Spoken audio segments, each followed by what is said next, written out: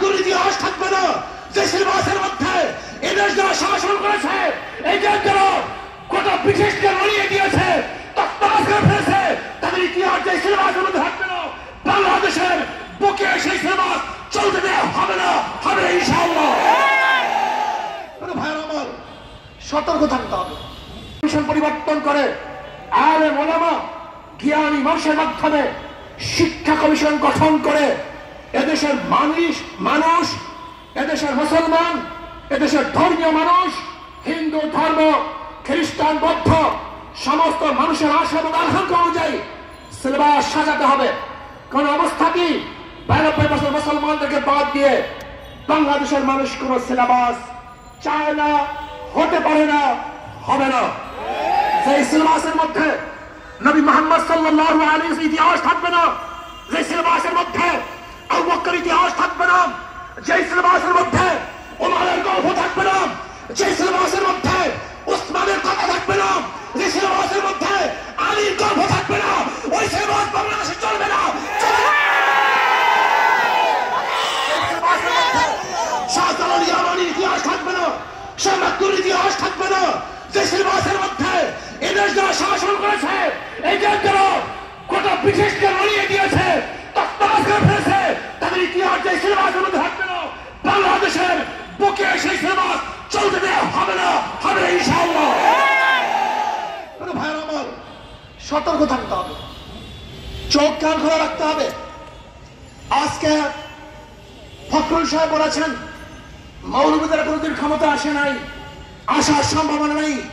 আমি ফখরুল সাহেবকে বলবো, আপনি মৌলবী হিসাবে মৌলবাদী বলে কাকে মিন করতে চান? কে মৌলবাদী? হিন্দু মৌলবাদী, খ্রিস্টান মৌলবাদী, বৌদ্ধ মৌলবাদী, না মুসলিম মৌলবাদী? ইসলামী মৌলবাদ জিন্দাবাদ, জিন্দাবাদ। ইসলামী মৌলবাদ জিন্দাবাদ, জিন্দাবাদ। ইসলামী মৌলবাদ জিন্দাবাদ, জিন্দাবাদ।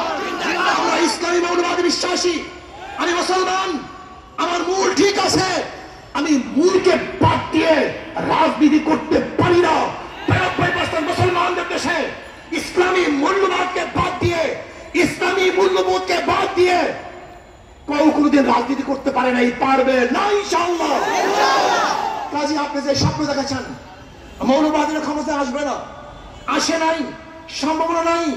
আর আমি উল্টো দেখছি, ইনশাআল্লাহ আগামী বাংলাদেশ ইসলামী মৌলবাদীদের বাংলাদেশ, আগামী বাংলাদেশ কোরআন সুন্নাহর বাংলাদেশ, আগামী বাংলাদেশ এদেশের স্বাধীনতাকামী মানুষের বাংলাদেশ, আগামী বাংলাদেশ ধর্মীয় ব্যক্তিত্ব বাংলাদেশ, আগামী বাংলাদেশ সাম্য, মানবিক মর্যাদা এবং ন্যায় বিচার প্রতিষ্ঠিত বাংলাদেশ।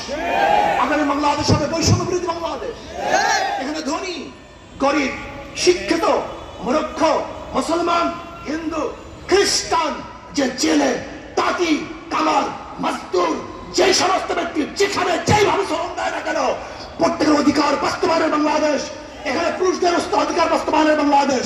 এখানে থাকবে মহিলাদের অধিকার, এখানে থাকবে ছাত্রদের অধিকার, এখানে থাকবে শ্রমিকদের অধিকার, এখানে থাকবে মেতর, কামার, ঋষি এবং তাকিদের অধিকার। এই বাংলাদেশ সবাই বাংলাদেশ। এখানে ভেদাভেদ থাকবে না, এখানে থাকবে না শেখ হাসিনার পুত্রকে সেই পদ্মা ব্রিজ দেখতে গিয়ে 1.5 ঘন্টার রাস্তা জ্যাম করার ইতিহাস বাংলাদেশ আর দেখতে চায় না। এখানে কোন প্রাইম মিনিস্টারের জন্য, কোন মন্ত্রীদের জন্য, বর্তমান উপদেষ্টা প্রধানের জন্য রাস্তা বন্ধ থাকবে, জনগণ কষ্ট করবে, এই বাংলাদেশ আমরা দেখতে চাই না। এরকম বাংলাদেশ চাই না। এখানে কে উপদেষ্টা, কে প্রাইম মিনিস্টার, কে প্রেসিডেন্ট, সবার জন্য রাস্তা সমান, সবার জন্য অধিকার সমান না। আমরা দেখতে চাই না বাংলাদেশ যেখানে একজন মন্ত্রী যাওয়ার সময় গোটা রাস্তা বন্ধ হয়ে যাবে আর গর্ভবতী মহিলারা গাড়ির মধ্যে বাচ্চা প্রসাদ করবে। এই বাংলাদেশ আমরা দেখতে চাই না। আমরা দেখতে চাই না বাংলাদেশ যেখানে একজন উপরস্থ কর্মকর্তা আসার কারণে ফেরি বন্ধ থাকবে আর সেই রোগী ওপারে ফেরি নামাবে, ঢুকে ঢুকে মরবে। এই বাংলাদেশ আর দেখতে চাই না। আমরা দেখতে চাই না বাংলাদেশ বড় লোকরা বিদেশে গিয়ে চিকিৎসা নিবে, আর আমাদের দেশের গরিবরা ঢুকে ঢুকে চিকিৎসার অভাবে মারা যাবে। সেই বাংলাদেশ দেখতে চাই না। আমি দেখতে চাই না সেই বাংলাদেশ। কেউ থাকবে 10 তলায়, কেউ থাকবে 20 তলায়, না। কেউ খাবে, কেউ খাবে না, তা হবে না, তা হবে না। কেউ পড়বে, কেউ পড়বে না। কেউ পরিধান করবে, কেউ পরিধান করবে না। কেউ গোশ খাবে, কেউ মাছ খাবে, আর কেউ না খেয়ে থাকবে। সেই বাংলাদেশ আমরা দেখতে চাই না। সবাই একত্রিত হয়ে খাবো, শান্তি সুখ দুঃখ কষ্টে থাকবো, তো সবাই দুঃখ কষ্টে একসাথে থাকবো, আরামায়েশ করবো, সবাই একই সাথে আরামায়েশ করবো। আমরা চাই বাংলাদেশের প্রত্যেকটা নাগরিক সমান অধিকার ভোগ করবে, তারা শান্তিতে বসবাস করবে।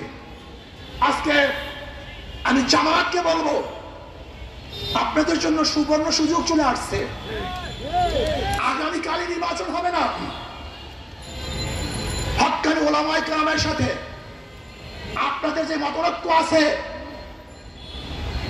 বসে সমাধান করেন।